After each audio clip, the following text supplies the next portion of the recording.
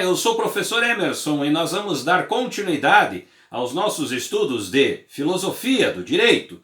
Hoje discutindo a temática Métodos na Filosofia do Direito.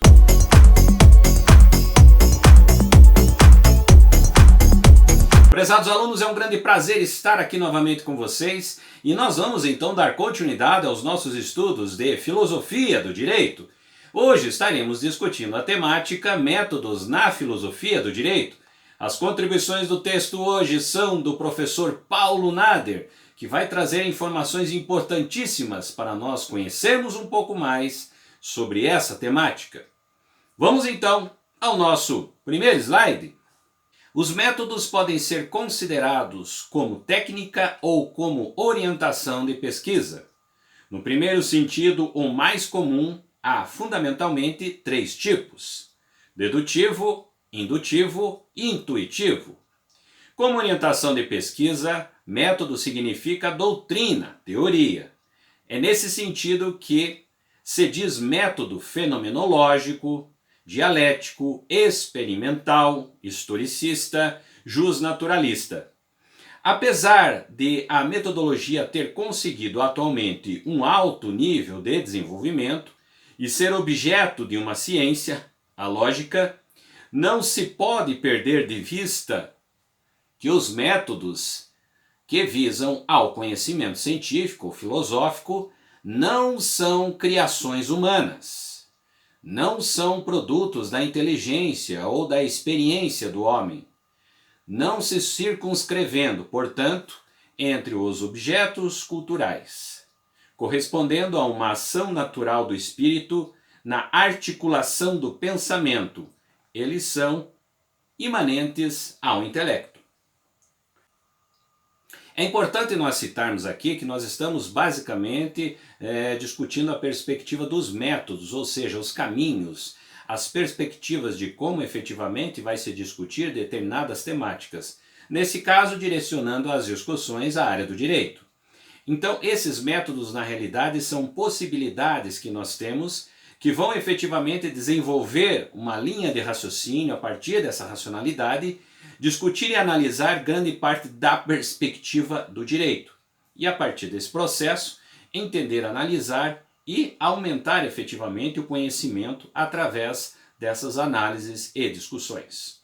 Vamos então ao nosso próximo slide.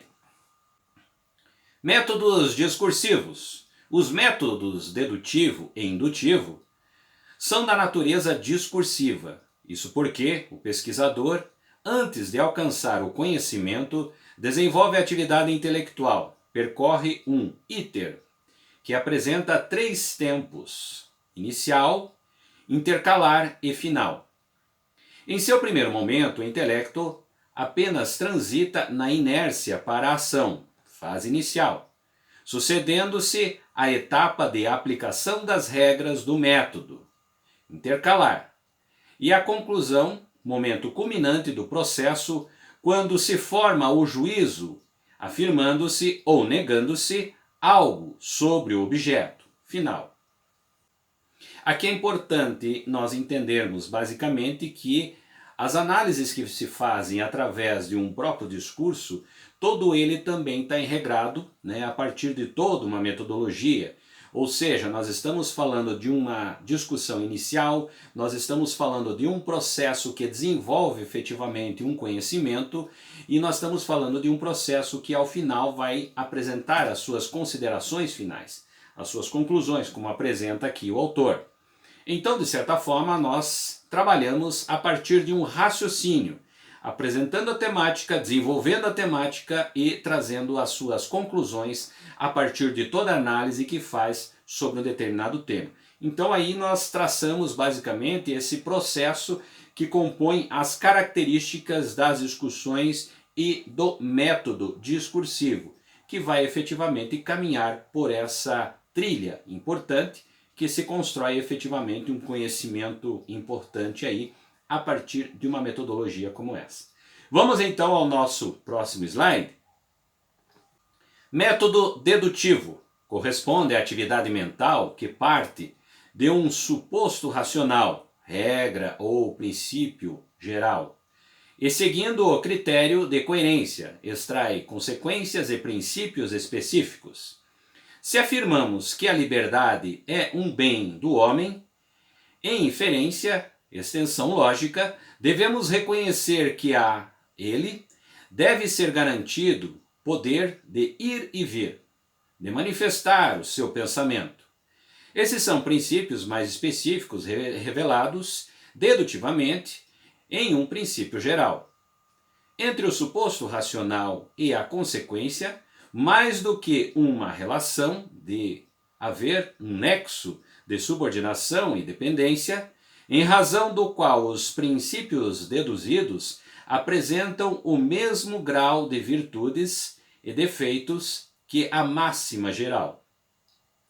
A importância da consequência decorre não apenas da coerência que deve haver entre os dois termos, mas também do valor do suposto.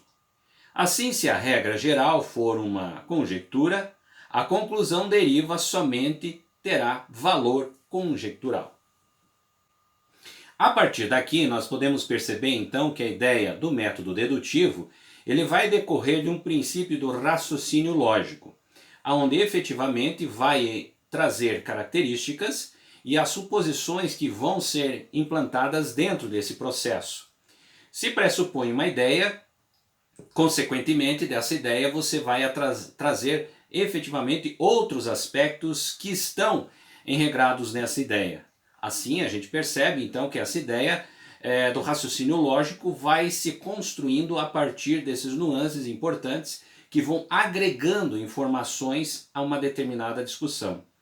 Assim é um processo dentro da característica do método dedutivo, né, que é efetivamente uma expressão extremamente importante quando nos referimos, né, à filosofia do direito, a partir dessa metodologia. Vamos então ao nosso próximo slide. Com esse método indutivo, o pesquisador caminha do particular para o geral, partindo da observação dos fatos, elementos, ocorrência, ele procura para toda a série de fenômenos um fundamento comum, uma explicação única, um princípio diretor. O método indutivo possui também margens de risco. Este se torna patente principal no momento em que o pesquisador, após examinar cada fato separadamente e compará-los, passa à generalização, a indicação de um princípio geral que explica e dá fundamento a uma ordem geral de acontecimentos. Se a pesquisa alcançou a observação de todos os elementos que integram um gênero, essa margem de risco diminui, mas continua substituindo, pois a causa pode permanecer oculta e desconhecida. Seria a hipótese que uma série de fenômenos observados possuísse dois elementos constantes, com apenas um conhecido pelo pesquisador, que o elege como única causa dos fenômenos. Quando tratamos dessa perspectiva do método indutivo, nós estamos caminhando a partir de diversas informações que vão, em outras palavras, caminhar para poder concluir uma informação. Então você analisa várias informações para efetivamente, a partir desse processo, você trazer, desses muitos casos, trazer uma análise que possa efetivamente trazer uma perspectiva, ou seja, uma ideia sobre aquilo que você se propõe a discutir. Em outras palavras, eu poderia dizer para vocês que a análise é feita assim de uma forma mais ampla, para que a partir dessa forma mais ampla você ter um princípio que se estabelece em comum dentro dessas áreas. E aí, efetivamente, você estaria, em outras palavras, trabalhando com a característica do método indutivo, que vai também participar de uma forma muito intensa aqui na filosofia do direito. Vamos então ao nosso próximo slide. Métodos intuitivos. Enquanto nos discursos o intelecto, a partir do início da pesquisa, desenvolve operações mentais, nos métodos intuitivos, O conhecimento se faz presente de modo espontâneo, direto e acrítico. O vocábulo intuição provém do latim intuere, que significa ver.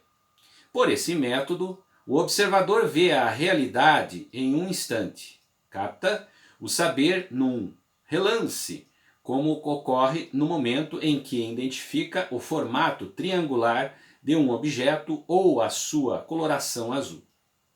Esse conhecimento da forma de cor não depende de operação mental ou desenvolvimento de ideias, mas de simples apreensão instantânea do espírito. O método intuitivo pode ser sensível ou espiritual. A primeira espécie se caracteriza quando a realidade exterior, material, que atue como estímulo ao conhecimento, alcança o intelecto pelos sentidos humanos. Dentro dessa característica que nós observamos aqui nos métodos intuitivos, em outras palavras, eu diria que nós estamos efetivamente trabalhando com o processo do inconsciente, que vão se desenvolver a partir de características voluntariamente e inconsciente. Involuntariamente também estarão presentes dentro desse contexto. Por quê? Porque a partir de todo esse processo, o método intuitivo vai efetivamente analisar determinada situação. Cada um desses métodos que foram apresentados hoje, eles traçam efetivamente um objetivo, um processo que se constrói a partir de uma ideia de racionalidade. Métodos esses que são presentes na filosofia e são utilizados para analisar a filosofia do direito, ou seja, construir um conhecimento a partir dessa relação com o direito. Assim eu poderia dizer para vocês que esses métodos eles vão, em outras palavras, agregar o conhecimento do direito e analisar, e a partir de cada característica metodológica apresentada, analisar o direito e interpretar o direito. Esse é um dos pontos importantes que nós temos aqui, quando vamos efetivamente discutir essa característica dos métodos utilizados dentro da filosofia do direito.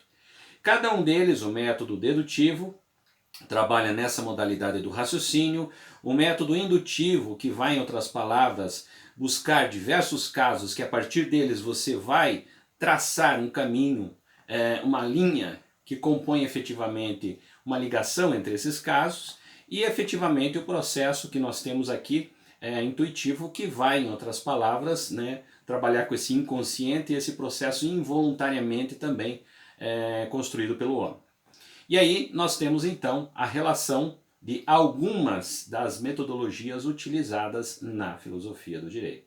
Espero que tenha contribuído para todos vocês e nos encontramos então no nosso próximo vídeo.